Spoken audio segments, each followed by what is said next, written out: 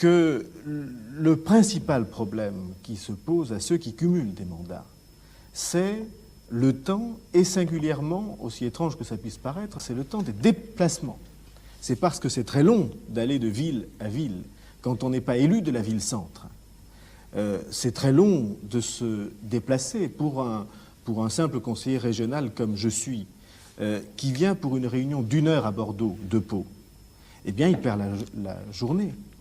Et naturellement, ça handicape beaucoup l'exercice des autres mandats. C'est d'ailleurs la raison pour laquelle j'avais, m'appliquant à moi-même la limitation que les électeurs imposeront bientôt à M. Loricergue et à ses amis, d'abord pour remarquer que nous étions le seul pays dans les démocraties occidentales où le cumul était aussi important.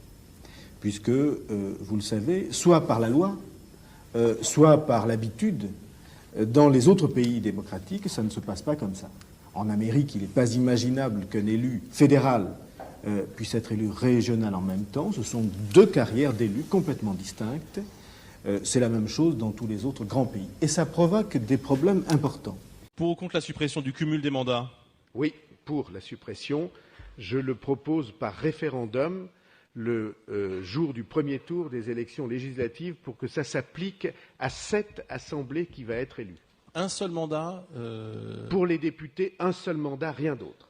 Et dans votre gouvernement? Et pour les sénateurs, un seul mandat local, parce que le Sénat représente les collectivités locales, et donc ça me paraît légitime qu'ils en aient un. Mais pour les députés, interdiction absolue du cumul. Et pour les membres de votre gouvernement? On ne peut pas l'interdire aux députés et l'accepter pour les membres du gouvernement. Donc je suis pour l'interdiction de l'exercice de tout mandat quand on est ministre.